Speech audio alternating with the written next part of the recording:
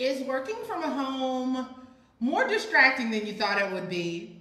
Hey, Cece Cheney here, and today I'm sharing 3 productivity hacks for working remotely. Now, before I dig into those, I did want to let you know that this is my final video from the 14-day challenge.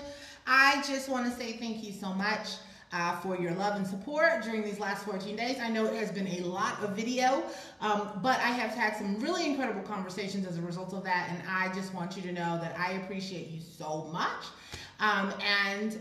As we move forward, if there are more topics that you'd like me to cover on videos in the future, let me know. We can do that, okay? But again, thank you so much from the bottom of my heart for being involved in that process with me. So I feel like my wins are also your wins, so I should let you know. We got 4th place, 5th place, and finalists in the 3 contests of the 14-day challenge. So woohoo, it was awesome and it was amazing, and I totally share those wins with you. So shout out to you for participating and for the suggestions on topics and ideas. I really appreciate that. So that is the end of the 14-day challenge, and let's dig into these productivity hacks. Now, let me know, are you working remotely for the very first time or have you done it in the past? So when I first got to work at home, I mean, I was so pumped, right? I was working for an insurance company, and I was chomping at the bits to be able to work from home and not have to come into the office. Now, this is a huge part of that for me was because I was introverted, and we were like a cubicle factory. Like, it was like one cube after the next, which was not enjoyable for me. Like, and I happened to have been sitting in a section that was filled with all of the managers. It just didn't feel fun, right? And so I was like chomping at the bits to get home, so I wouldn't have to do that anymore.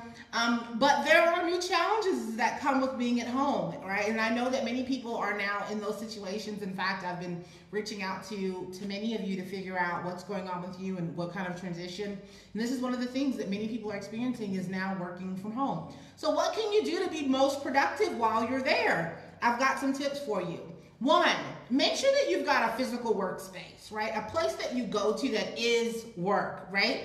So one of the issues I know that I faced when I was transitioning to working from home, I felt my house became work all of a sudden. I would get up and I would go and I'd immediately be working and on my laptop.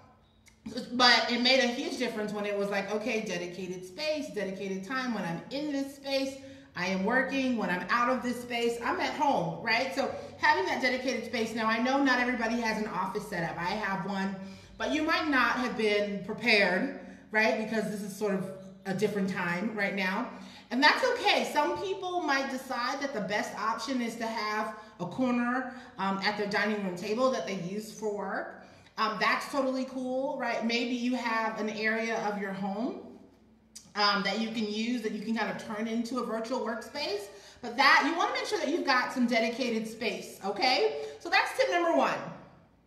Number 2, and I think this one is really important, especially if you are used to a work environment where you had good coworkers that you used to engage with.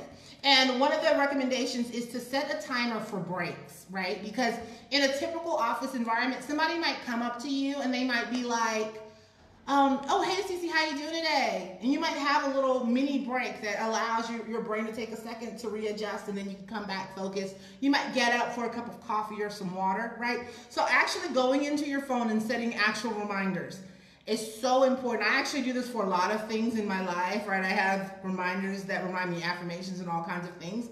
But a couple of reminders that you might consider using is a reminder to take a couple of deep breaths, right? Especially if you're overwhelmed or switching tasks. Also to stretch, because you'll find yourself sitting for long periods of time because you don't have as much to get up for. So giving yourself those reminders can make a huge difference in your productivity levels. And number 3, this one I think is so important. Make sure you test your technology before going into meetings, right? So there is a very embarrassing meme going on right now that I completely and totally will not share because it is so embarrassing. But it's something that could happen to anyone, right? And it's just a matter of making sure that you are prepared, right? So if you have a meeting and you're new to a technology platform, maybe you're using Zoom for the first time, checking and making sure that you know how the video camera works, how to turn your video off, making sure that your sound works before the meeting starts so that you're not wasting your time or other people's time, right? Making sure that your laptop's charged so you don't get kicked off the meeting in the middle because you weren't prepared, right? Making sure you've got a solid Wi-Fi signal. All of these things are really, really important.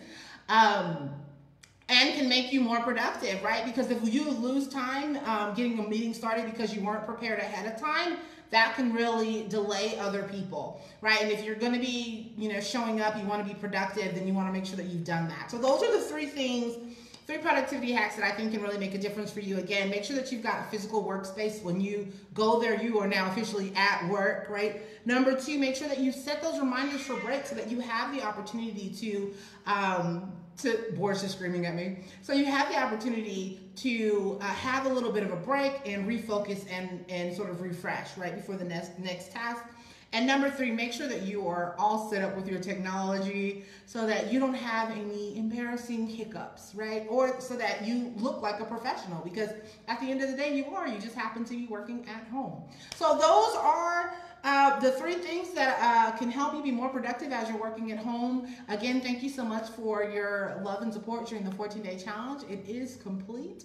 And having absolutely nothing to do with productivity hacks, if you find yourself in a position where you are looking for some healthy groceries that you can have delivered to your door, and you're thinking, that might be something that would benefit you, shoot me a message. I'd be more than happy to share a little bit with you about what it is that we have that we've kept in our cabinet so that we're good to go during this quarantine. Let me know if that'd be something that'd be useful to you. Shoot me a message and we can talk about it.